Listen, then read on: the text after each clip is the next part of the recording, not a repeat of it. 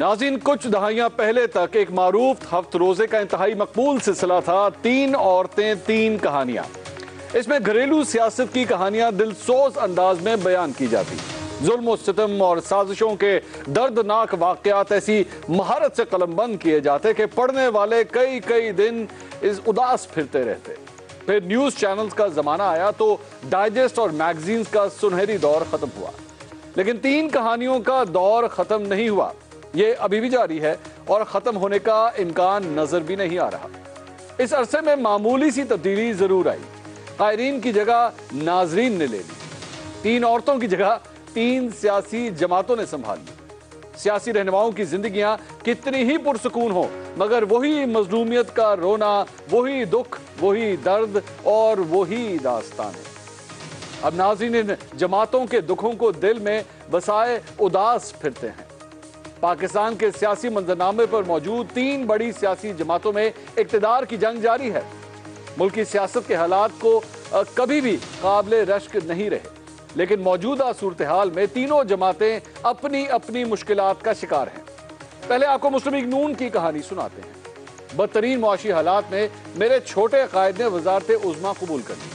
غالباً مسلم لیگ نون کی قیادت کو خوش فہمی اور عوام کو غلط فہمی تھی کہ یہ معاشی بحران پر قابو پا لیں گے، لیکن ہر گزرتے دن کے ساتھ یہ تلخ حقیقت واضح ہوتی جا رہی ہے کہ ملکی حالات بدتر ہوتے جا رہے ہیں۔ اس وقت مسلم لیگ نون کے رہنما یہ کہا کرتے تھے کہ ہم سیاست نہیں ریاست بچانے آئے ہیں، مگر حالات کچھ اور ہی کہانی سنا رہے ہیں۔ ریاست کو خدا قائم رکھے، لیکن مسلم لیگ نون اور اس کی سیاست دونوں ہی بچتے نظر نہیں آتے۔ میاں نواز شریف اور محترمہ مریم نواز کی نااہلی کے فیصلے اور میرے چھوٹے قائد کے خلاف منی لانڈرنگ کے کیسز نے مسلم لیگ نون کے مستقبل کو مزید گمبھیر بنا دیا۔ حالات اسی رخ پر چلتے رہے تو شاید شیر کو اگلا الیکشن بلی کے نشان پر لڑنا پڑے گا۔ یہ تھی ایک جماعت کے دکھوں کی کہانی۔ اب میرے کپتان کی تحریک انصاف کی کہانی سنیے۔ حالات یہ ہیں کہ فورن فنڈنگ کیس نے میرے کپتان کے صادق و امین ہونے پر بھی سوالیہ نشان لگا دیا ہے۔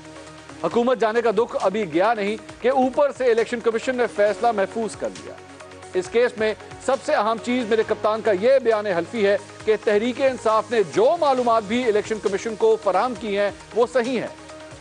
اب اگر وہ معلومات غلط یا نامکمل ہوتی ہیں تو سارا ملبہ میرے کپتان پر گرے گا۔ آرٹیکل 62-63 جس کے تحت میرے کپتان کو صادق و امین کا سرٹیفکیٹ ملا تھا، اب وہی آرٹیکل میرے کپتان کے سر پر تلوار بن کر لٹک جائے گا۔ مبینہ امریکی سازش، حکومت سے جدائی اور اب 62-63 کے تحت نااہل ہونے کا خطرہ، میرے کپتان کی تحریک انصاف کے دکھوں کی کہانی بھی خاصی طویل ہے۔ اب سناتے ہیں آپ کو پیپلز پارٹی کی داستان غم۔ حالانکہ بظاہر انہیں کوئی غم نہیں ہے۔ موجودہ سیاسی حالات کی دیکھ کے باورچی آصف زرداری ہیں، جو دیکھنے میں سب سے زیادہ مزے اور سکون میں ہیں۔ حکومت کا حصہ ہوتے ہوئے تنقید سے محفوظ ہیں۔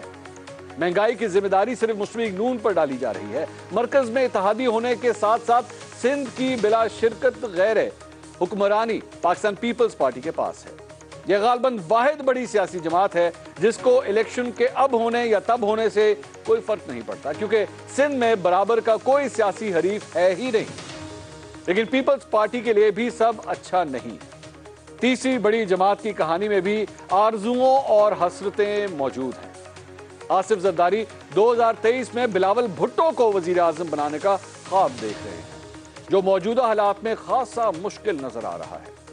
مسئلہ یہ ہے کہ پاکستان پیپلز پارٹی 2 ایسی شخصیات پر کھڑی ہے جو یہ فانی دنیا چھوڑ چکے ہیں، اور حکومتی کارکردگی ایسی نہیں جو عوام یا نیوٹرلز کو متاثر کر سکے۔ یعنی سب اچھا یہاں بھی نہیں۔ معلوم نہیں 2023 میں وزارت عظمیٰ کی خواہش پوری ہوتی ہے یا کسی اگلے الیکشن کا انتظار کرنا پڑے گا۔